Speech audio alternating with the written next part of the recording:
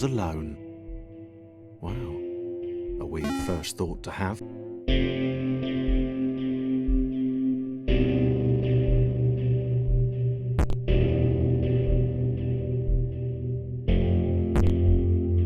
Thomas decided to start listing his observations for posterity.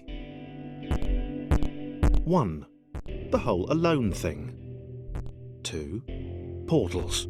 They led somewhere. He'd yet to work out where. 3. Falling. Thomas was absolutely fantastic at falling. He was almost as good at falling as he was at observing.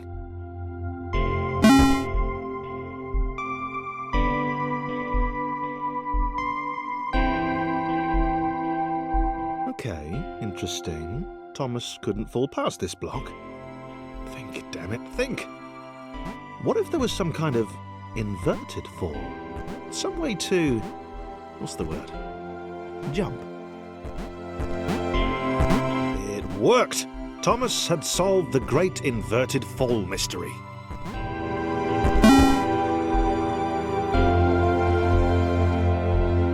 A big jump. But Thomas noted there was no real danger in missing it. The world didn't want him to fail here. It was pushing him, but gently.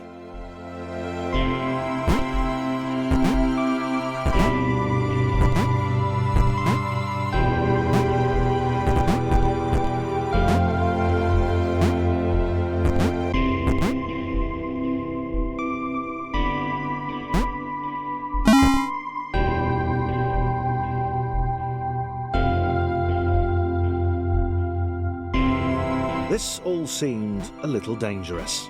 The world was not to be trusted. It was unstable, and it seemed to Thomas that it could let him down at any moment. He was starting to suspect it might even be doing so on purpose. Paranoia.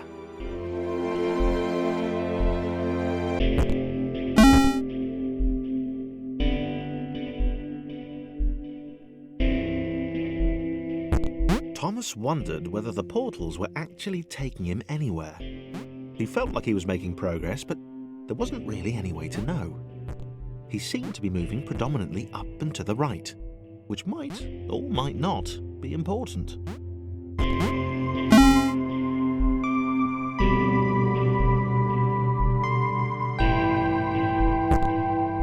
It might have been paranoia again, but Thomas could have sworn the world was becoming more complicated. It always seemed to be one step ahead of his skills. It had been designed just for him. He wondered why. Was the world testing him? No, too obvious.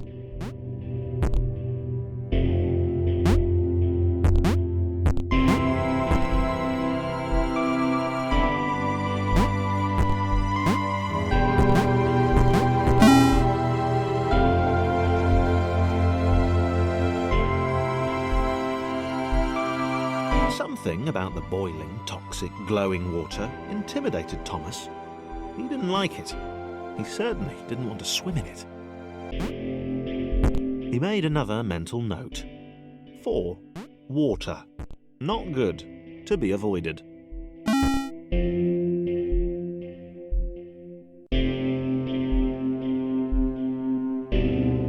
The loneliness was getting to Thomas.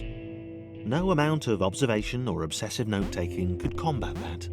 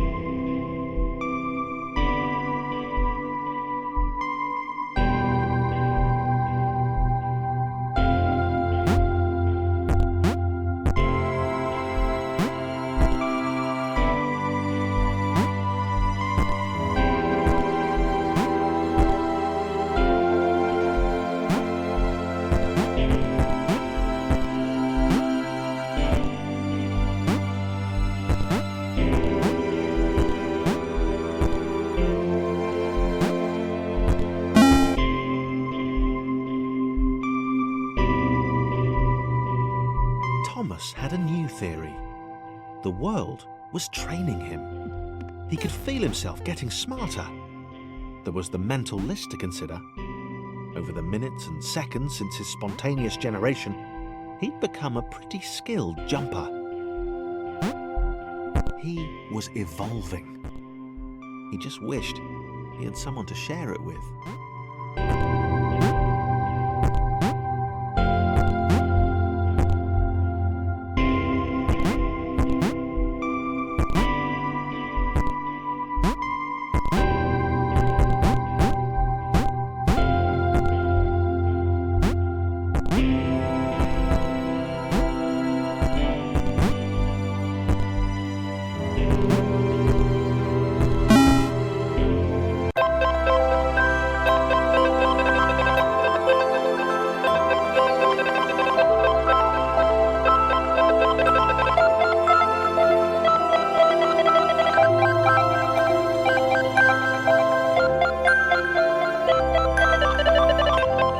Chris took an immediate and deep dislike to the skinny red rectangle. Who the hell did this Thomas think he was?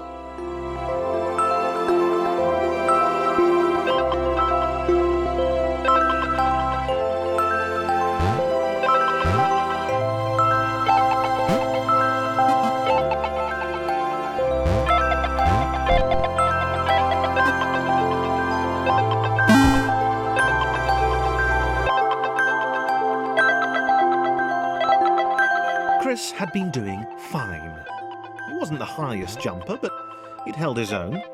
He'd even been graceful at times. Well, not technically graceful, it's probably the wrong word, but, you know, fine. There was that skinny little runt leaping about like he owned the place.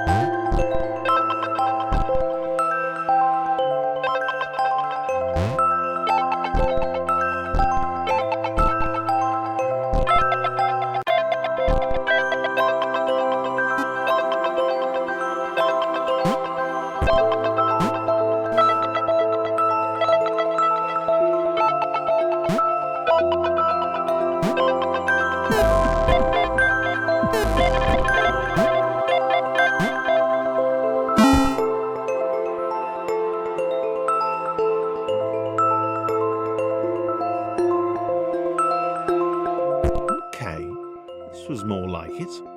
A glowy white thing.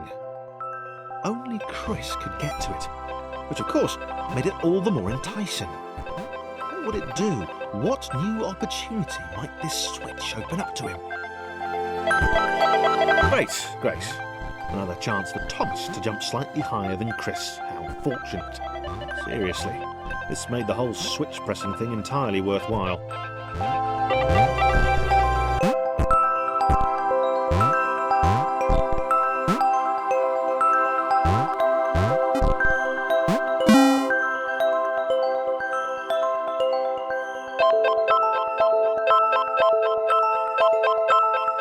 Was this good? Because on the surface, it did not seem good. Chris was pretty scared. Little Red seemed fine, happy to be on his merry little adventure. Chris couldn't shake the feeling that things had taken a significant turn for the worse since Thomas had joined him. Sure, he'd been able to piggyback his way to ever so slightly higher platforms, but where had that got him? Well, to ever so slightly higher platforms, which was sort of his point.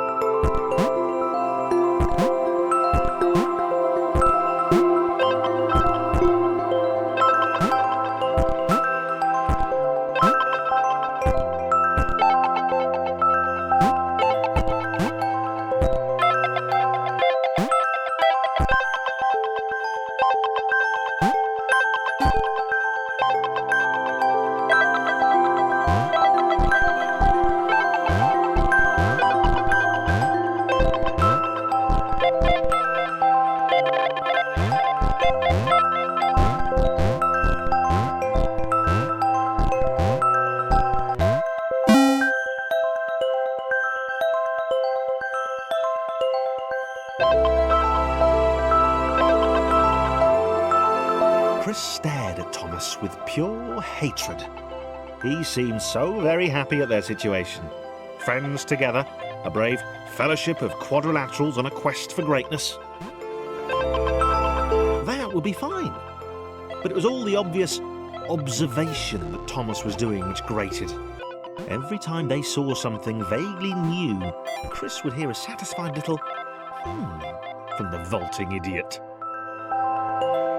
He hoped the next portal would split them up, if only for a few levels.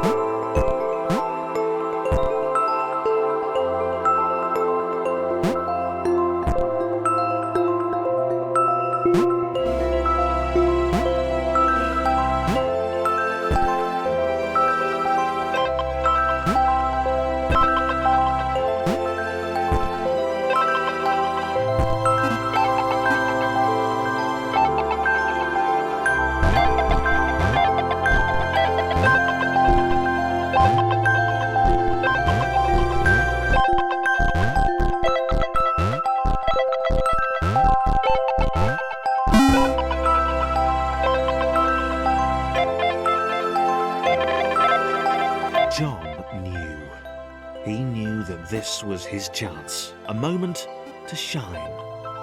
This was game day.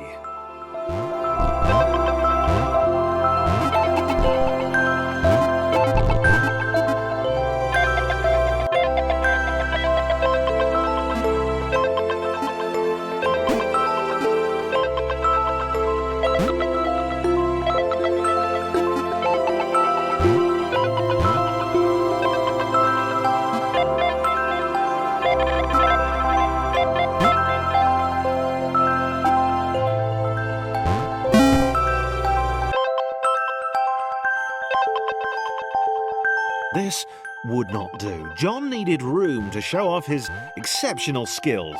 As it was, he was trapped on the wrong side of these little dot things. Where did they come from, anyway?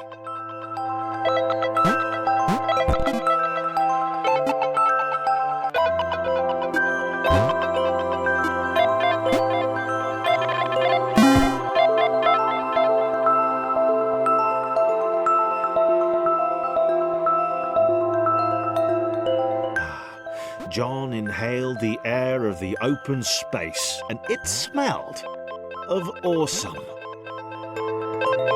Time to flex those muscles, to put his training to use, time to show those little dots how it was done.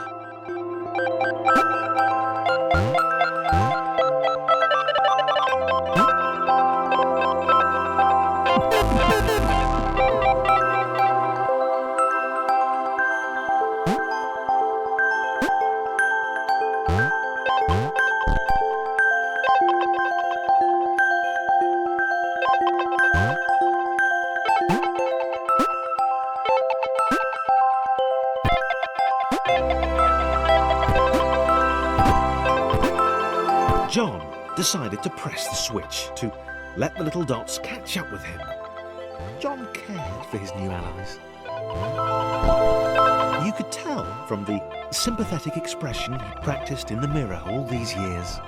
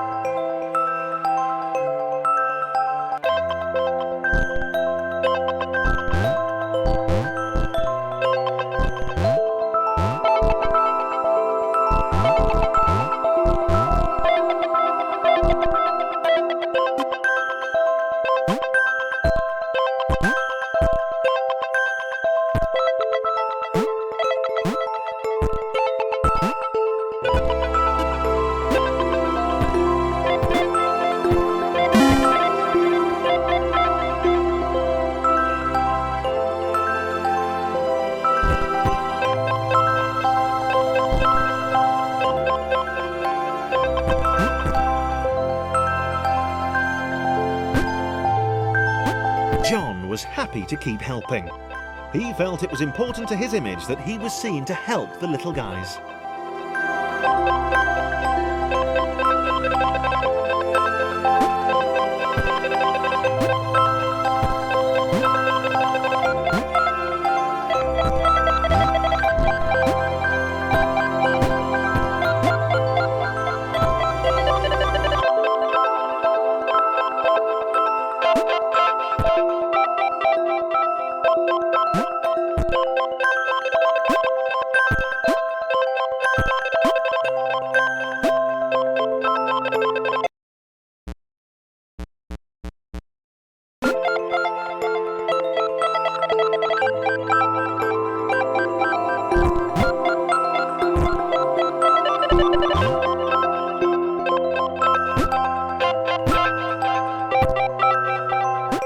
John was happy to keep helping. He felt it was important to his image that he was seen to help the little guys.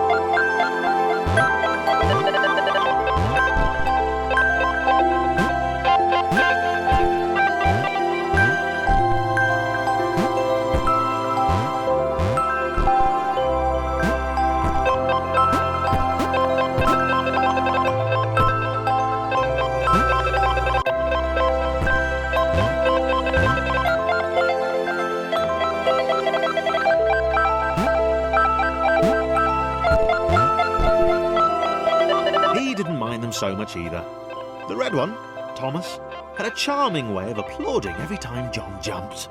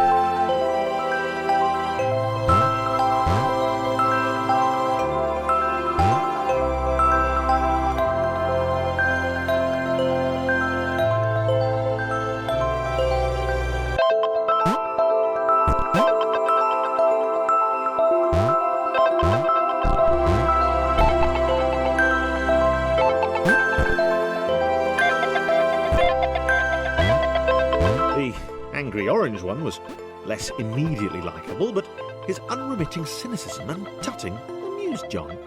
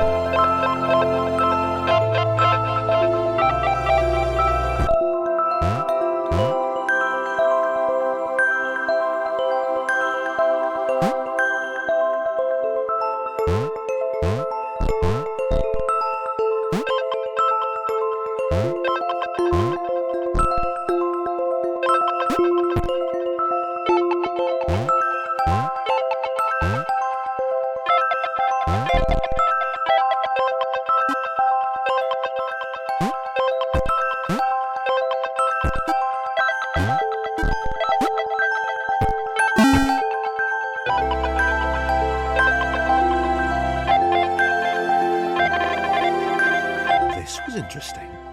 A floating target. This would require coordination, balance, and timing.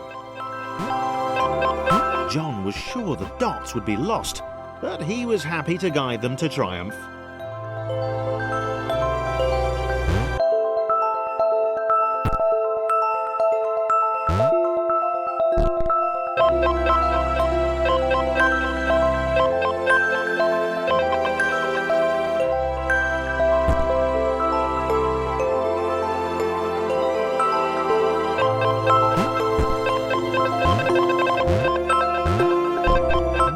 That's what the dots were for.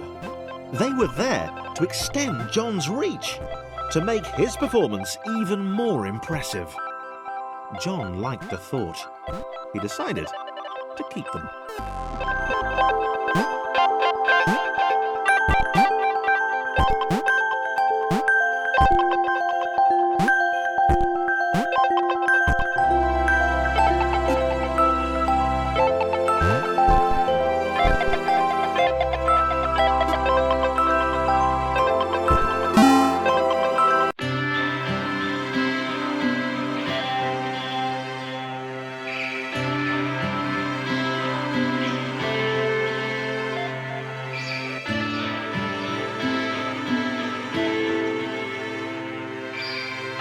So, this was how Claire would die. She knew it would happen eventually. She was rubbish at jumping, and she moved slowly. She felt a little like her continued existence was breaking some kind of natural order. The crumbling pillar was a dramatic death, she supposed. Wait, what? Claire couldn't shake the feeling that she was not, in fact, dead. It was at that moment that Claire realised she had superpowers.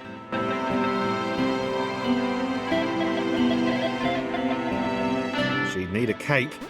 There was no getting around that. You couldn't be a superhero without a cape. Claire didn't want confusion. If you saw a cape, that made matters clear. You knew what you were dealing with. Claire was all about communication. And, you know, floating in water, which was her superpower.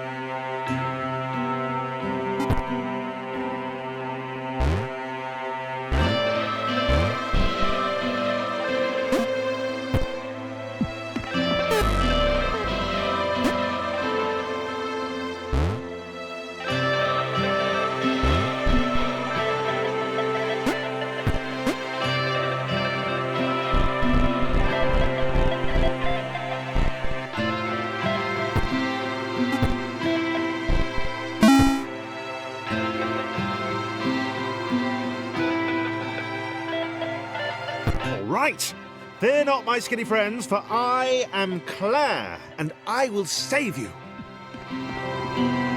Claire needed to come up with a superhero name as soon as possible.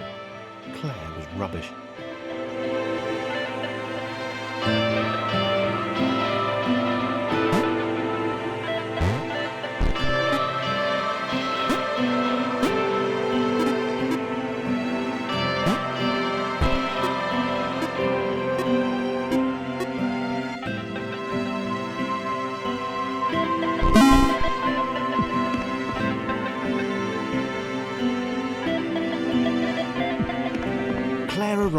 just in time, which was, of course, the perfect moment for superheroes to arrive.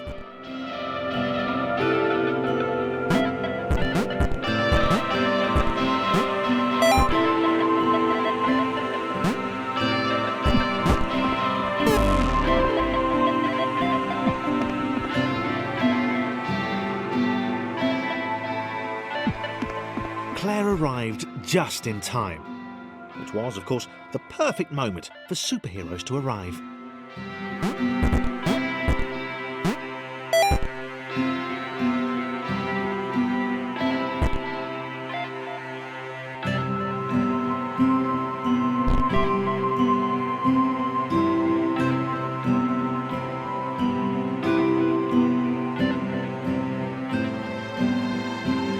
As the water began to rise, Claire vowed to save this little rectangle in as many restarts as it took.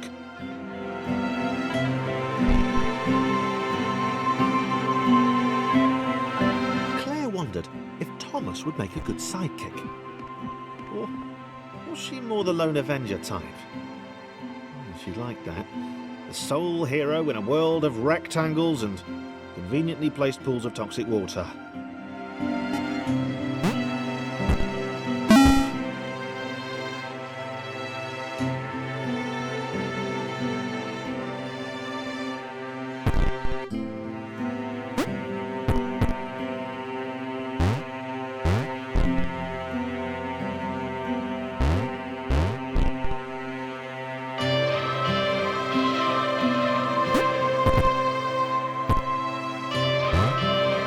The others told Claire that staircases were a bit of a fixture here. Claire wondered why the world made it so difficult.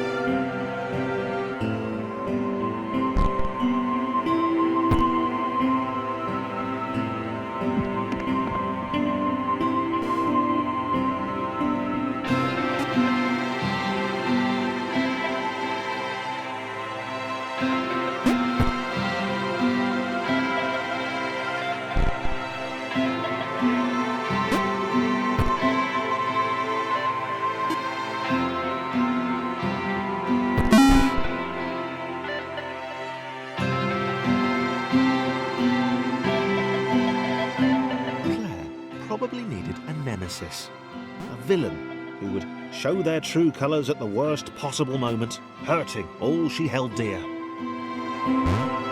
Chris was the most obvious choice. He seemed stroppy enough, and his jump was so pathetic that it conveniently avoided Claire's insecurities. Yes, Chris. Diabolical Chris. The fiendish Christopher.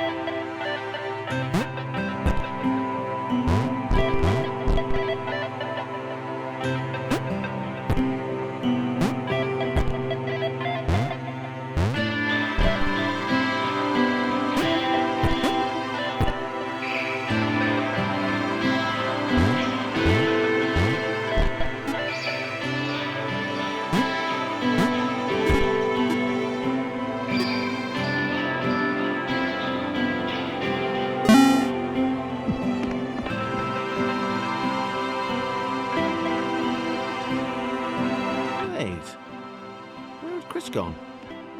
Was he off somewhere, plotting Claire's downfall? If Claire was honest, and she had to be because she was a superhero, this was a troubling turn of events. Still, there were reasonably sized bodies of water to cross.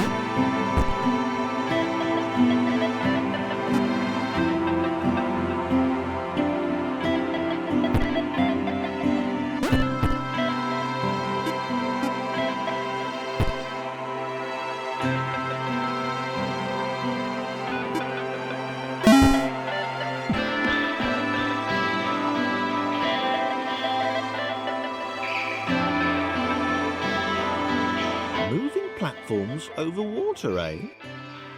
Claire's newly heightened senses told her that there were multiple paths across with various possible configurations of the little posse.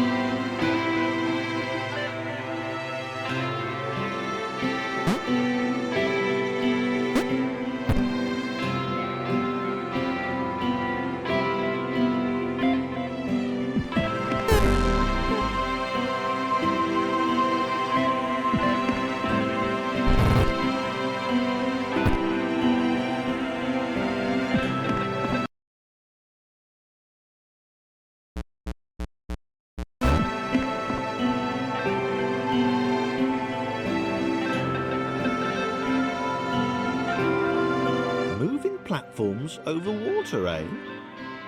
Claire's newly heightened senses told her that there were multiple paths across with various possible configurations of the little posse.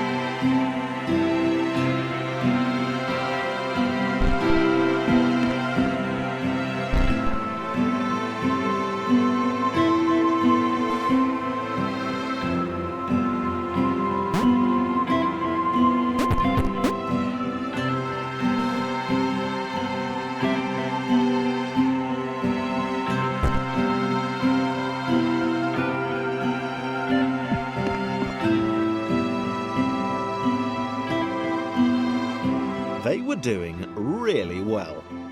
Claire hoped she could get them all across. John was fully aware he could do this alone. Thomas hoped he'd never have to.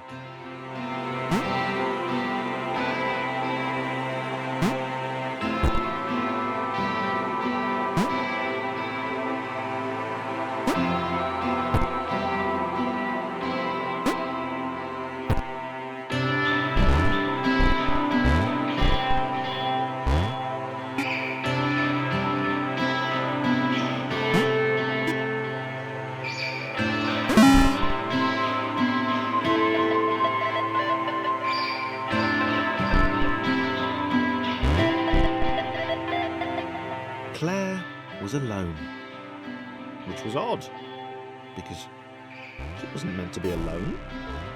She needed to be where there were rectangles to save. Being the only superhero in a given space kind of defeats the object. Spikes? That was new. Claire avoided them. She decided they were most likely her kryptonite. Not the rubbish red kryptonite either, the proper radioactive green stuff.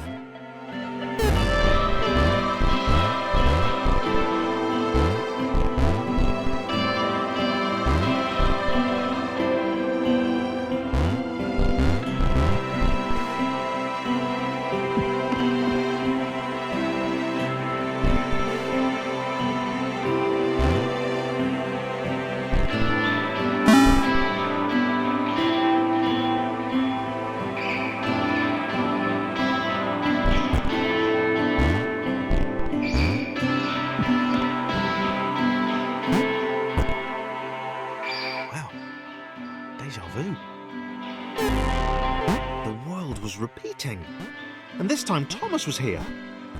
Claire felt something had gone wrong. There was a disturbance in the force. Something had altered the matrix. The world was reacting to their progress. It was amassing its forces. It was plotting against them. Claire finally had a nemesis.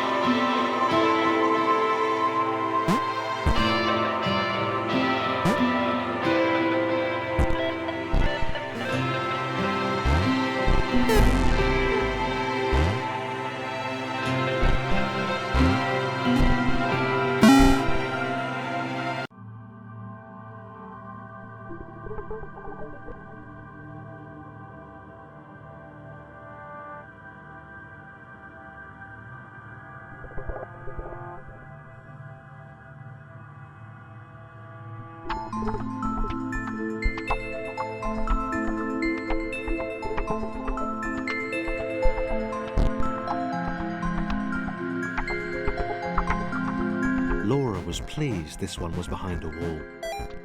Maybe he'd never know what she could do. Maybe they could just have a conversation, hang out. As long as he didn't find out what she could do, which would never happen so long as they stayed separate.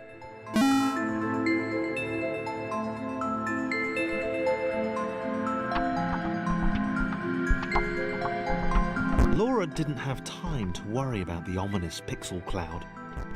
It had been following her for some time, and it had kept itself to itself.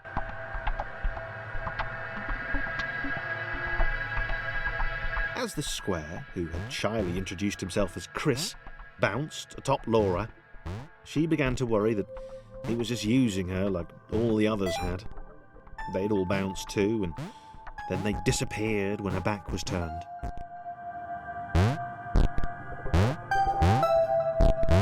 Only the ominous pixel cloud ever remained, looking a little bigger and a little less hungry with every disappearing friend.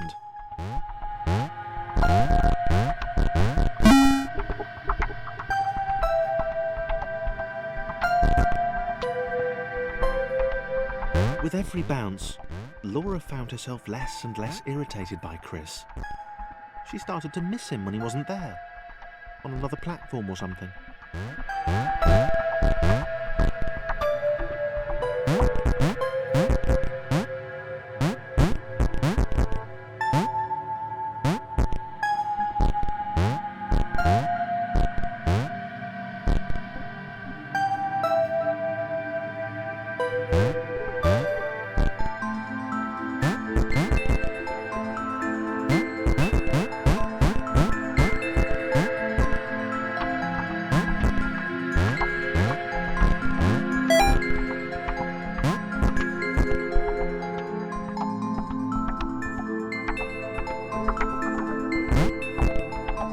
She'd wonder what he was up to. Was he missing her? He wasn't saying very much.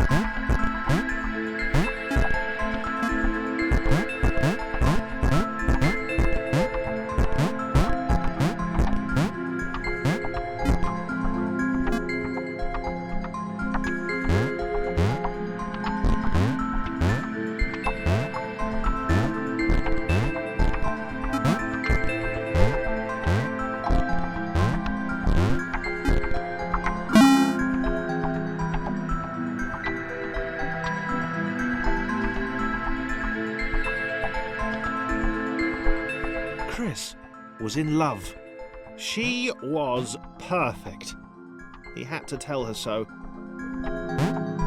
At some point, he would definitely tell her. Probably best to wait for a moment the large, ominous pixel cloud wasn't about, though. Yeah, probably best to wait.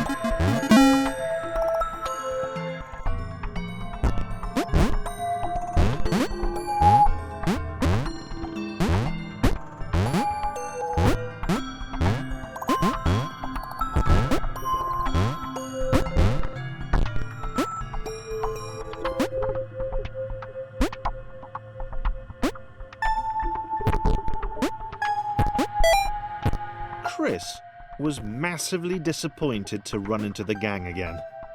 He'd enjoyed the alone time with his new girlfriend.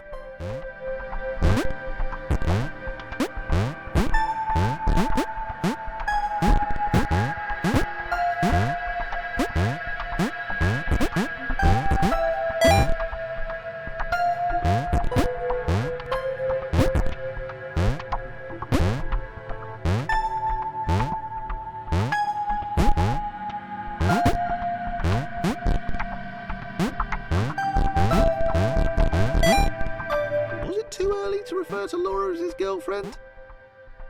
Only if I say it out loud, he told himself. He didn't want to scare her off.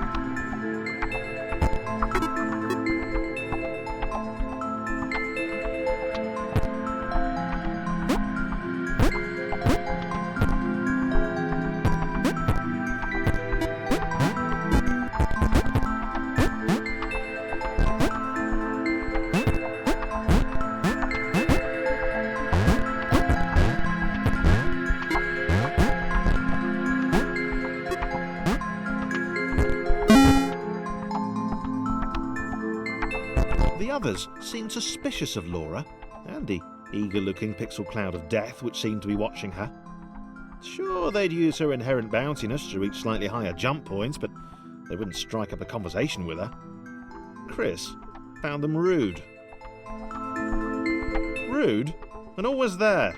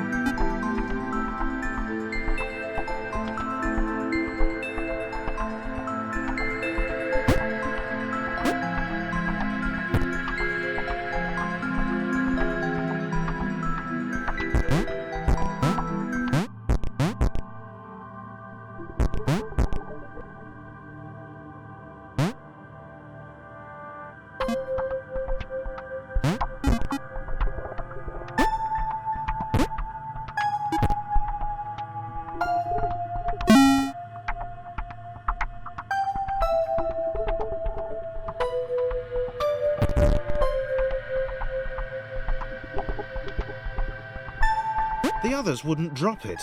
Who's that cloud guy? Why is he following us? What's that rumbling hungry sound he keeps making? Chris, can we just leave Laura behind?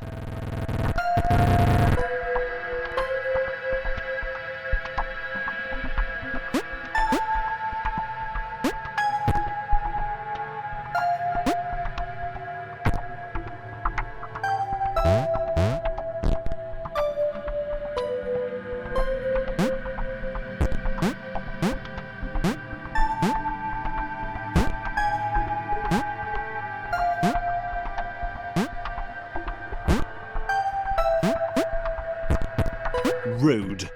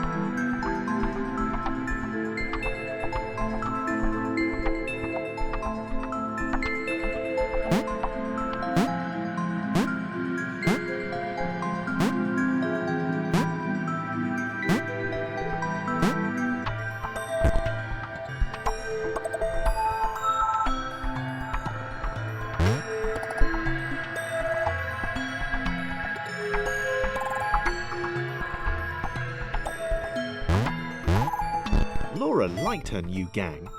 She liked Chris. She liked having friends.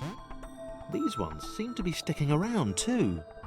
Not like those losers from before.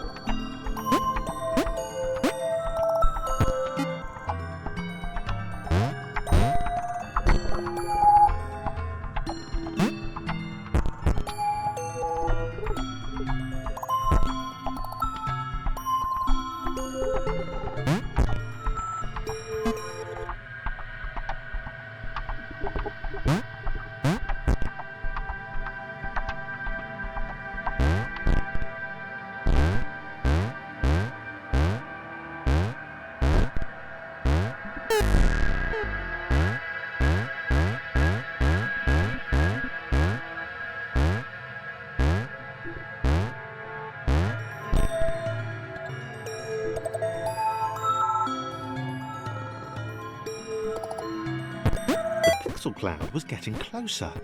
It was spending more and more time hovering around. Laura could tell it was making the others uncomfortable.